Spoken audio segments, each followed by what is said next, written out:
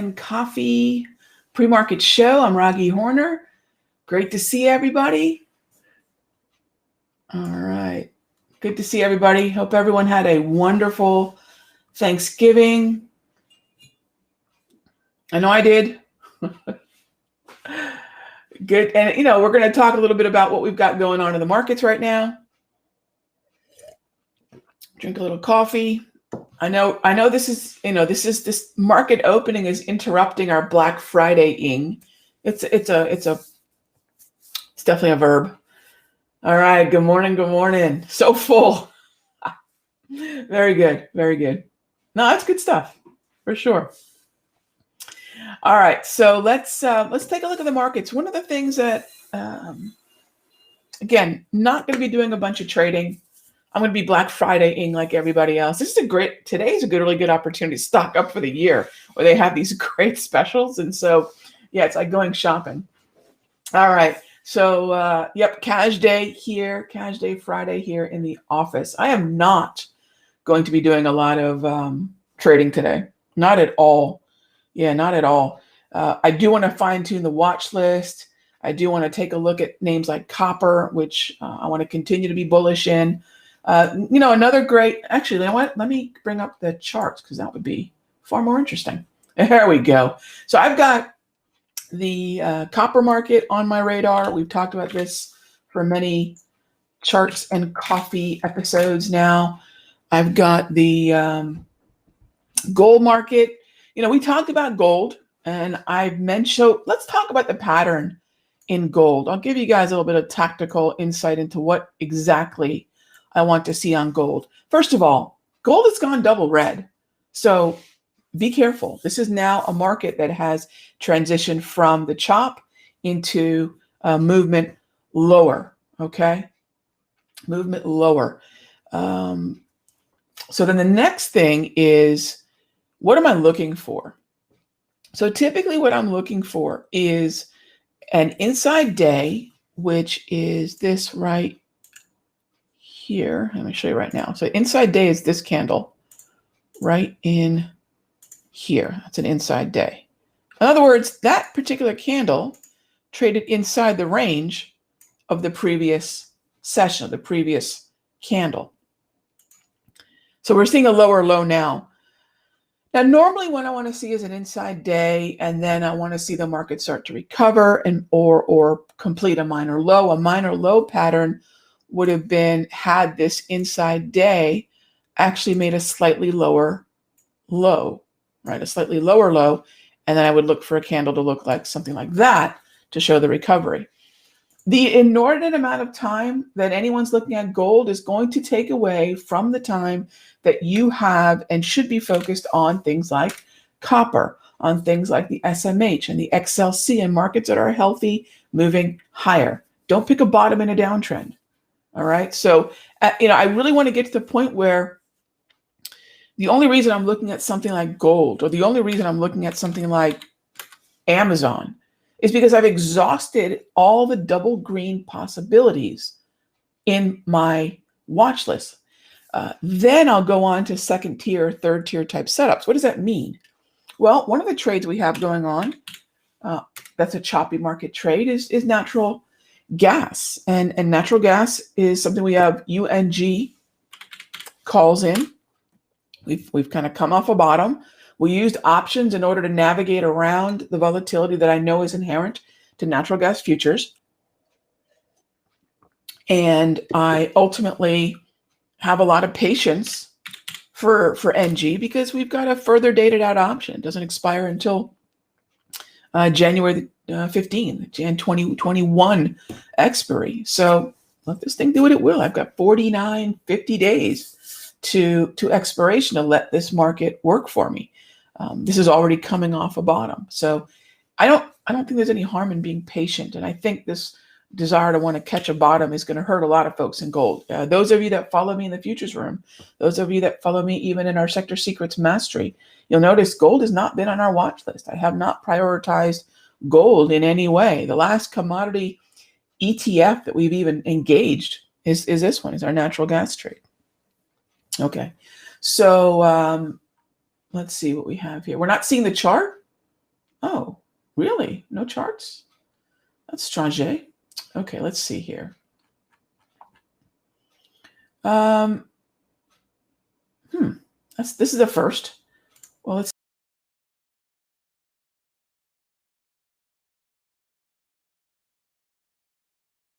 got it. All right.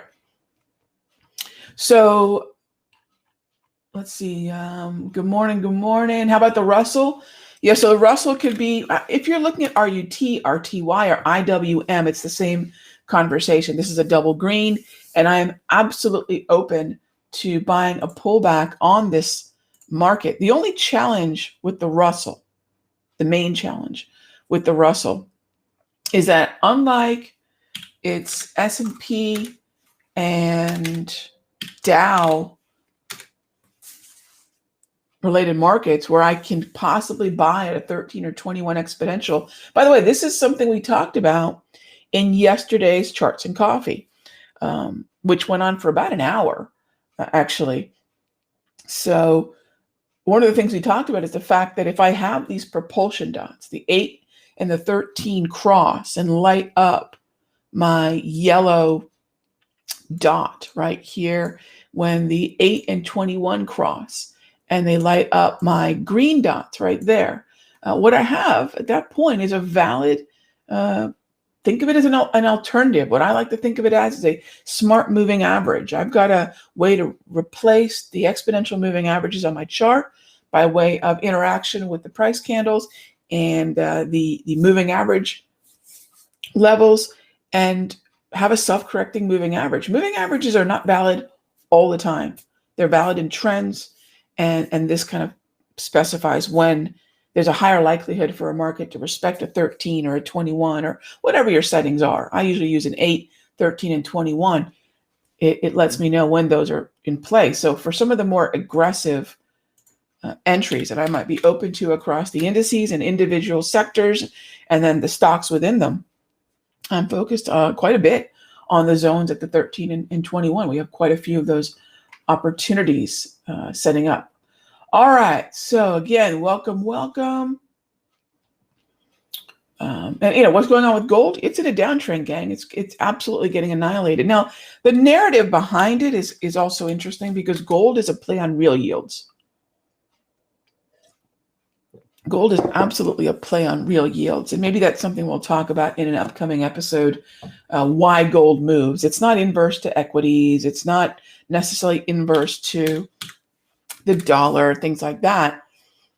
Because here I can absolutely disprove that it has nothing to do specifically, directly with the dollar, because one of our dollar shorts, which is to say long euro, which is the same conversation. Long euro is a US dollar short, is moving higher. So it's very unlikely the euro would be gaining against the dollar if gold lower sends dollar higher, which is a correlation that a lot of people are incorrectly and very rigidly locked into. So don't do it. Another way to check that dollar movement is to look against pound, New Zealand dollar, Canadian dollar. You see the New Zealand dollar's moving higher, euros heading higher. Here's the Canadian dollar heading higher. So this is fairly indicative of weaker dollar, which you would think, for those folks who think gold and dollar have an inverse or negative correlation, that just busts that wide open, right? Okay, hope that helps. Okay, let's see.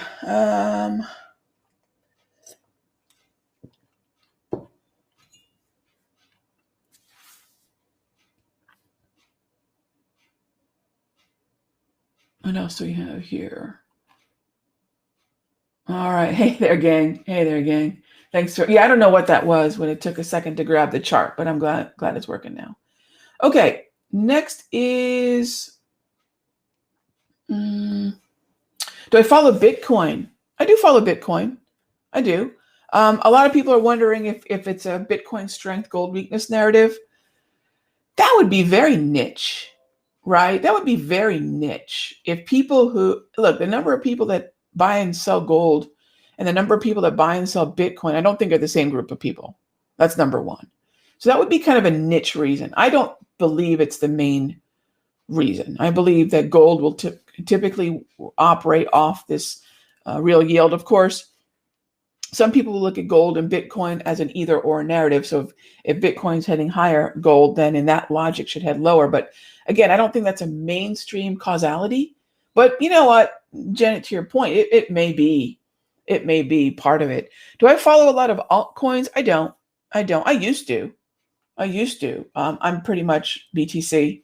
That's what I own. I don't own any altcoins. I've been in Bitcoin since 2016.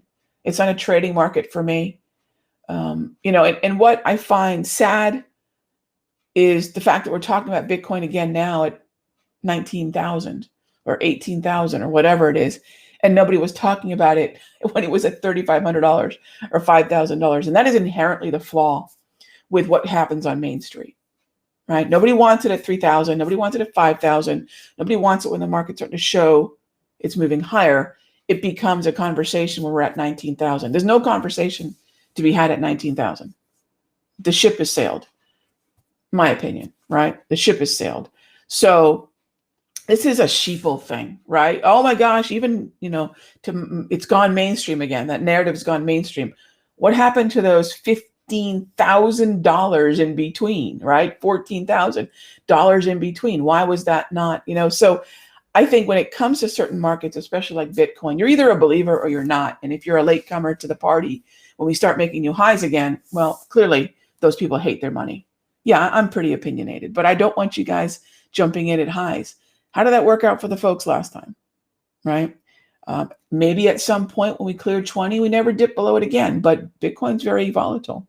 And if you believe in the narrative, you believed in it at $3,500. You believed in it at $5,000. You're not now, and I know that's not everybody, but I just need to put that out there because it's absolute. I'll use a great example. When will gold be all the rage? When it clears $2,100. When gold goes over 2,100, which I think is pretty likely next year. Okay. When, I don't know. I'm not a gold bear. I'm definitely a bull in gold, generally speaking, both technically and from the standpoint of the fundamentals, the macro behind the real yield narrative. Gold will be discussed when it clears $2,000. Gold will be discussed when it clears $2,100. Nobody wants to talk about gold now at 1,800. If you're a believer in gold, you've got a level that you're willing to buy at, right? You've got a level you're willing to buy at. For me, what that level would be is probably something closer to 1,750 and then 1,620. So if I've got those longer term, hey, if everyone starts going extremely bearish on gold and gold looks like a dumpster fire and there's full on panic, I don't want to buy it now that people are bottom picking. When people are full on panicking about gold, sub $1,700, now I know we're onto something. Yeah. Is that contrarian? It's contrarian from a psychological perspective, but it's really seeking out an oversold level in gold, which, for me might start around a -1 standard deviation. Is that where perhaps gold is a little too weak? -1, maybe -1 standard deviation. So I've got a little ways to go before I think the full-on panic has, at this point, given us an opportunity to get long with a longer term time horizon in mind. If you're a short-term trader, you shorten the time frame, you short this thing, right? Okay. All right. So either there's a narrative you believe in and you've got particular levels that you want to buy, or you're relegated to chasing, which I think is very, very difficult. So I'm not backing the truck up or loading up or any such thing on gold right now. No, I don't have a pattern. I don't have an oversold level. I don't have the standard deviation. I don't have a technical reason yet. And I really would like to see the real yields level off before I do it, because real yield and gold have an inverse or negative correlation. For those of you that are wondering, Ron, what's this real yield conversation? Just Google real yield and you'll know what it is, and realize that gold and real yields have an inverse or negative correlation. All right. Next up, and I do not play miners. So NUGT, GDX, GDXJ, I do not play those alongside gold. I play those very rarely, quite frankly. Nothing wrong with them. They just don't necessarily have a tick for tick relationship to the underlying commodity. So that they're different narratives. Same thing with oil and oil services or oil and oil explorers. They're not necessarily tick for tick. Okay. Other than futures, how can we play copper? Larry, thank you for the question. There isn't a liquid option chain on any of the copper ETFs, and even the copper ETFs that we have, I believe there's 2 of them. They're not that actively traded. What's actively traded to me, by the way? If I'm going to look at a liquid options chain, the underlying has to have probably about 1 million shares traded per day. And we're nowhere near that on those 2 ETFs. So Freeport-McMoRan does tend to behave like copper in a correlated way. So Freeport-McMoRan usually is it. So I've got a long position in copper via some futures contracts in HG, some options in HG, which is not a really, really thick options chain. And the thing about the options chain on copper is I don't believe you still have access to it on TOS or Tasty. So Freeport-McMoRan calls and long HG, which has actually been a really good trade. So your alternative is FCX. That's as good as I can. Yeah, you're playing FCX too, Jay? Excellent. Yeah. Where can you find real yield, Sadat? You can find it at, there's a site called Quandl, QUANDLL, or just Google real yield chart, and there's a bunch of them out there. Yeah, you can find it out there on the interweb. Yes, you can definitely find it. All right. Next up is, so by the way, gang, no more would I tell you to buy Freeport-McMoRan up here than I would tell you to buy copper or even Bitcoin. New highs are not opportunities. When we're in a double green environment, if you're a momentum player who likes high volume breakouts through resistance, you want to do it in double green. On the other side of an uptrending strategy coin, on one hand you have buy the dip, on the other hand you have the buy the breakout. They're the same directionally. Clearly, they're going to benefit from the same environment, double green, but they're 2 very different ways of going at the market. It's really just 2 opposite ways. One is a mentality of higher highs beget higher highs, and the other one is buy the pullback, buy the market that you believe in when it goes on sale. When a temporary narrative shakes some of the more aggressive buyers loose, they dump their position and you scoop it up. Neither is right or wrong, but they do have 2 very different risk profiles and cost profiles. And that's something that everyone has to determine for themselves how they want to trade. It's good to have both gears. It's good to have both strategies in your knowledge base and what you're capable of doing, but you're going to prefer one over the other. I like pullback buys. They're less frequent, but I will tell you they're cheaper, they're lower risk.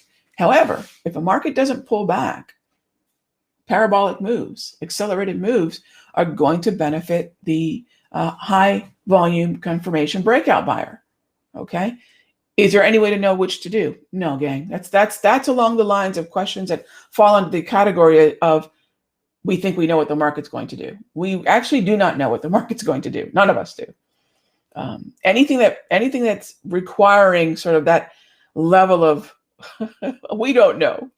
However, we do know what we want to do when the market gets to a certain level. Very different way of looking at the markets. Do I know what the market's going to do? For 32 years, gang, I can promise you I've never known what the market is going to do. We have a high probability scenario. We have lower probability scenarios. We have higher risk scenarios. We have lower risk scenarios.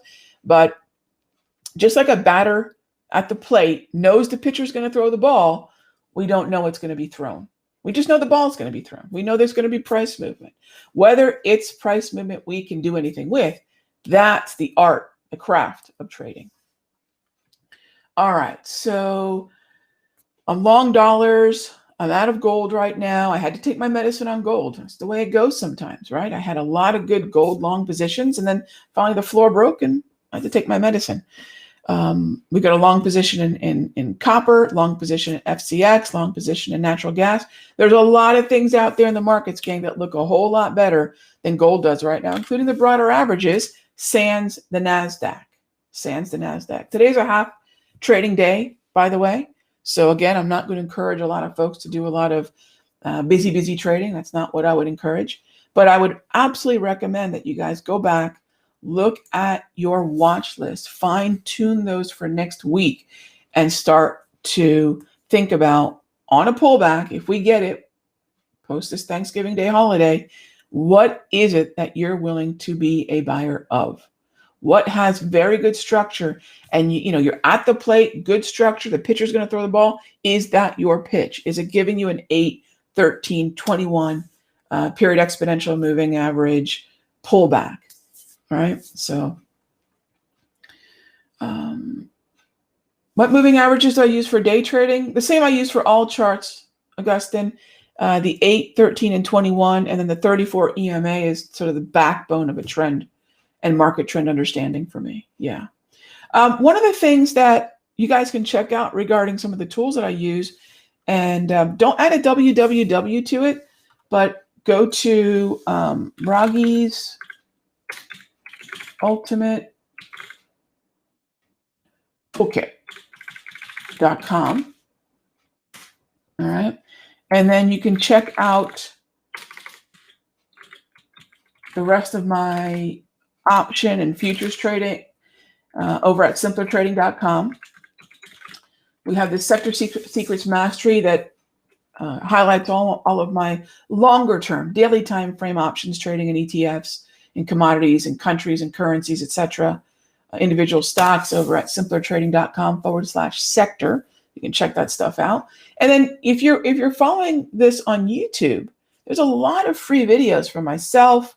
I think the last free video from Wednesday was myself, Carolyn, the Fib Queen, and John. So check those out. Those are on our YouTube channel. You have free videos. Don't have to sign up, right? Of course, if you want to get our newsletter of free videos in your inbox every day, head on over to Simpler Trading and just sign up for the free newsletter.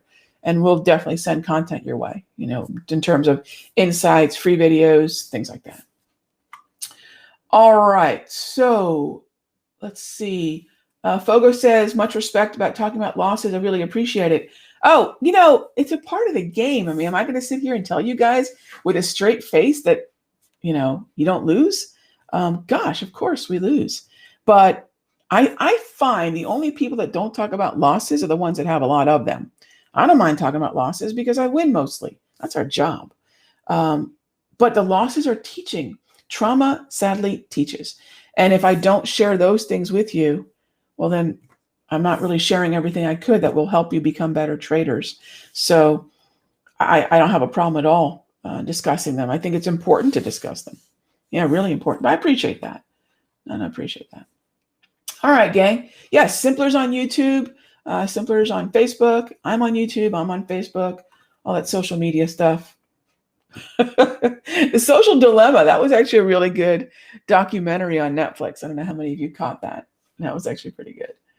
The two pieces of software that I use to track my trades. Yes, I'll type them in here. One is called Wingman Tracker, and the other one is called Trade Metria.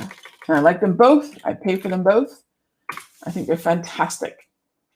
I think they are fantastic. So Wingman Tracker. If you do use Wingman Tracker for Wingman, if you do decide to sign up, we have negotiated a great rate for you guys with my good friend Ben over there. Use the discount code Simpler Trading, and I'm putting this in the chat. You can check that out. Simpler Trading is the discount code. It knocks 50% off your first year. They're all very inexpensive. I think Trade Metria cost me like a grand total of $70 or $80 a year. I think it's maybe 11 or 12 bucks. I forget. I've been using them for a couple of years, so the rates may have changed. I know the interface changed a little bit. And Wingman, with that discount code I gave you, one, you get a trial. So give it a whirl. See if you like it. What they do for example, I was showing this to you guys yesterday during the Thanksgiving charts and coffee, and that is you just take your Toss platform or your Tasty platform, you download your trade statement. It's a CSV file, and then Wingman Tracker takes that CSV file of your trades and uploads that into your Wingman Tracker. Done. Nothing manual. Just looks at your activity. Just take it out of Toss, throw it into Wingman. Couldn't be any easier. It takes moments. It takes moments. So